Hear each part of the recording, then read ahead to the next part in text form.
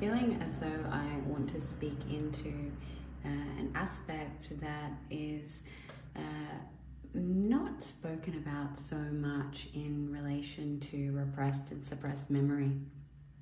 And there are a lot of people that do inner child work, and also that the inner child expression of trauma and how it shows up in the body is often linked to multiple layers and dimensions of the same energetic signature. So I'm going to wait for a few people to jump on.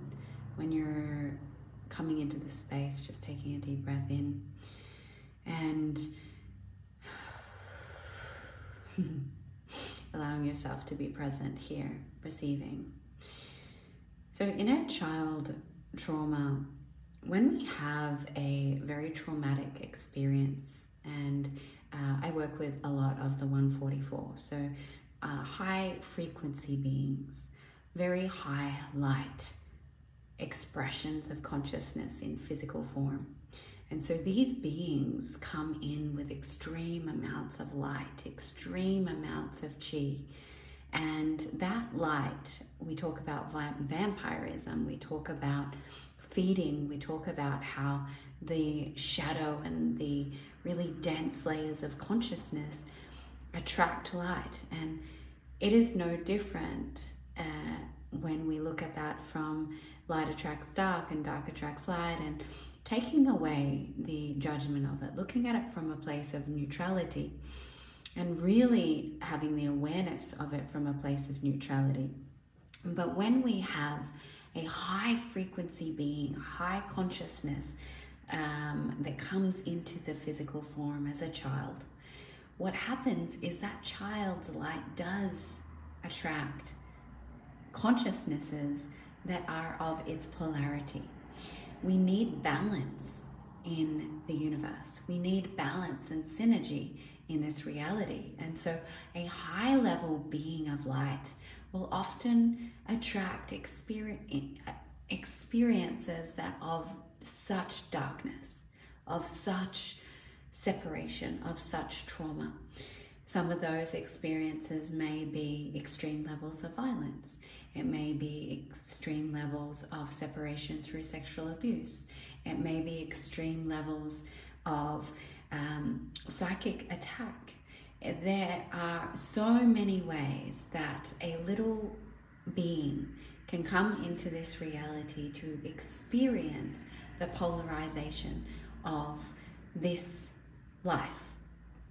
Now, the reasoning that happens at this point in time, and I don't want to justify trauma, but it is what from a level of neutrality is required for beings like you and I to remember, is that as a high frequency light that comes into our reality that is not neutral, it is not close to being in unconditional love, and we are still living in very extreme lenses of polarity, that in the polarized expression, we have to experience polarity to understand.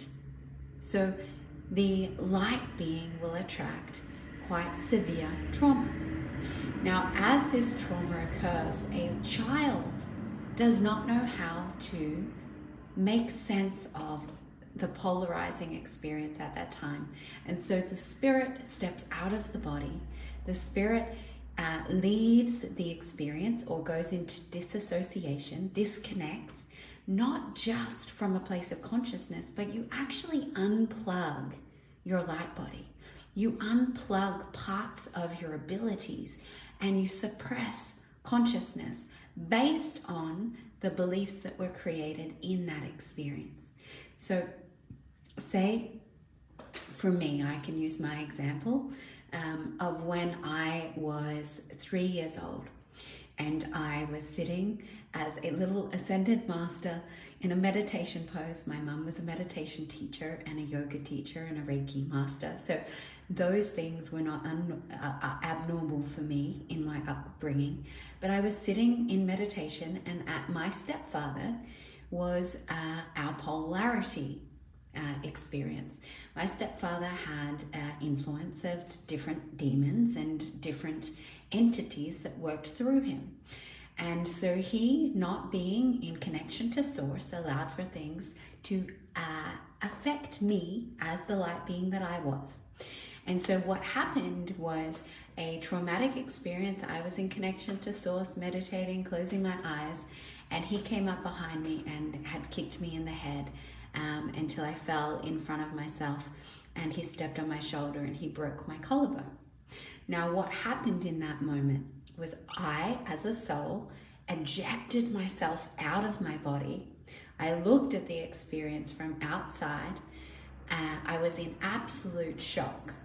So my soul fragmented, and I created belief that it was not safe to be an ascended master or to be in connection with source and in peace in this reality, because I would experience pain. I would experience attack. I would not be safe in a moment of devotion to God. Now that is a belief that even a little child with an expanded consciousness can create. So that belief actually unplugged me from all of my extrasensory abilities. I completely unplugged my light body from my six senses and my ability to be telepathic, my ability to astral travel, my ability to receive in all directions, and my emotional receptivity. And instead, I became hyper aware. I became hyper feeling to keep myself safe in this reality. Now, I had, through my life, grown up with a sense of numbness and disassociation.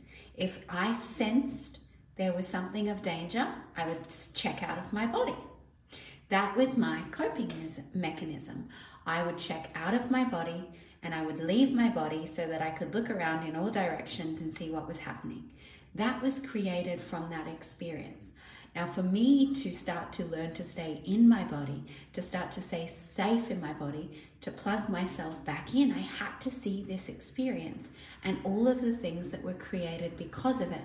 I also had to see the multidimensional expression of it.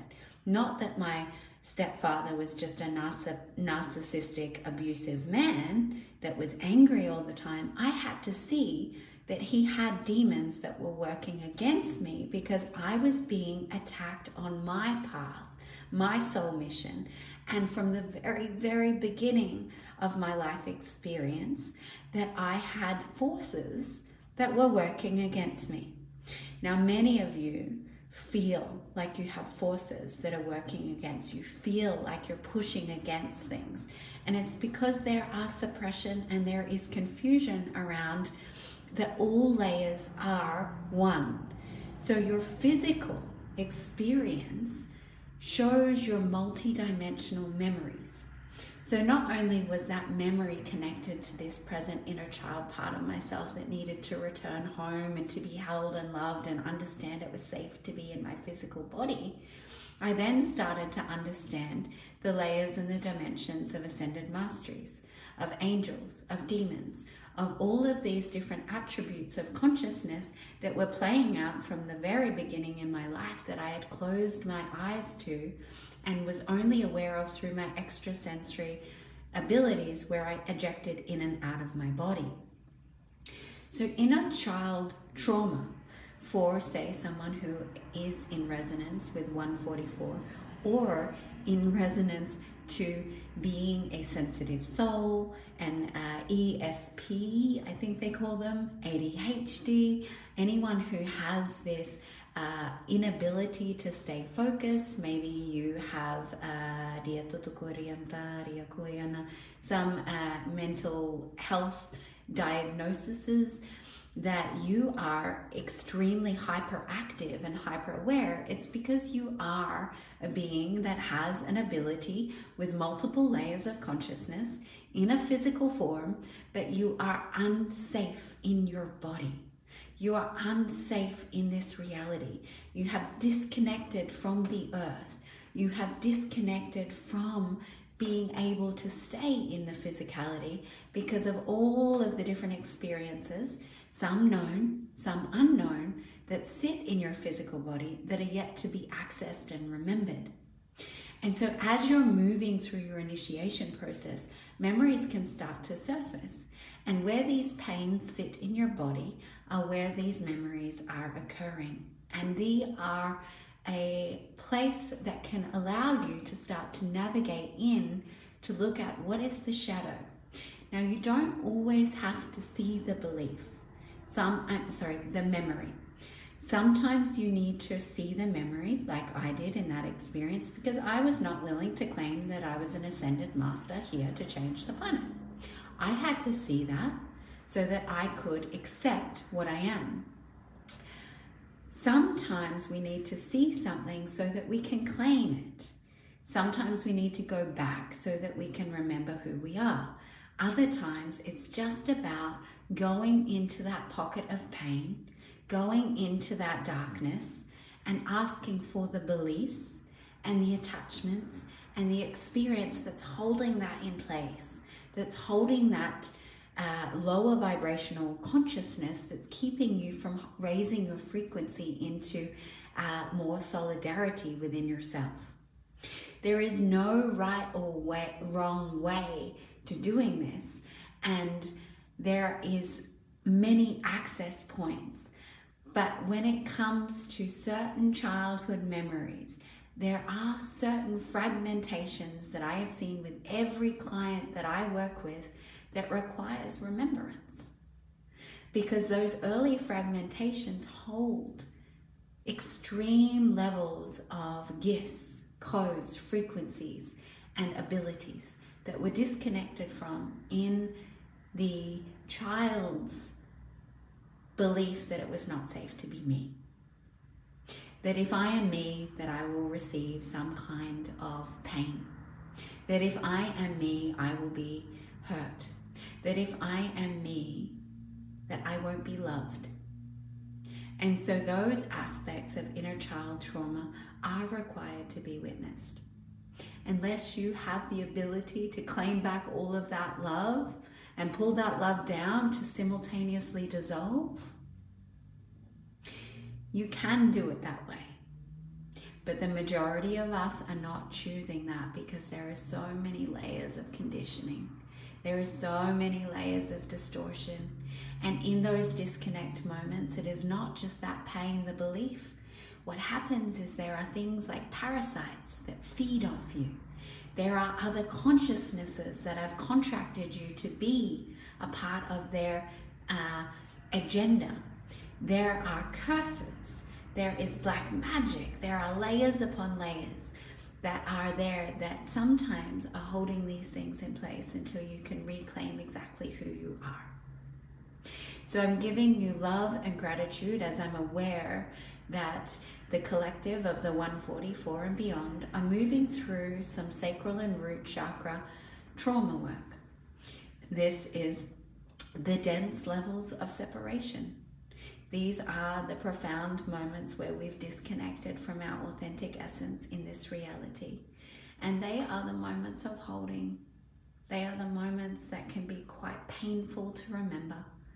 But if you're willing and if you have the courage to find someone who is safe to hold you, hold great, great, great courage, innocence, the restoration of your divine temple, and the ability to stand in your light again as why you came here. If you are needing any support in any aspects of inner child work, repressed or suppressed memory, I am mostly working only with women at this point. However, if it is aligned with source guidance, I am opening myself to what is there and guided directly. I am in a beautiful capacity and know that you are supported in this. Go and lay on the earth. Ask the earth to hold you. Ask someone who is a safe space to hold you. Someone with a beautiful, loving heart. If you are doing this journey and you've been doing it alone, you can do this. You do have the tools. But when it comes to inner child work, you need to create that safe space. Get the teddy bears, get the pillows. Have someone there with you to hold you as you go in, so that you know that you are supported with whatever comes up. I love you, Ahava, and God bless.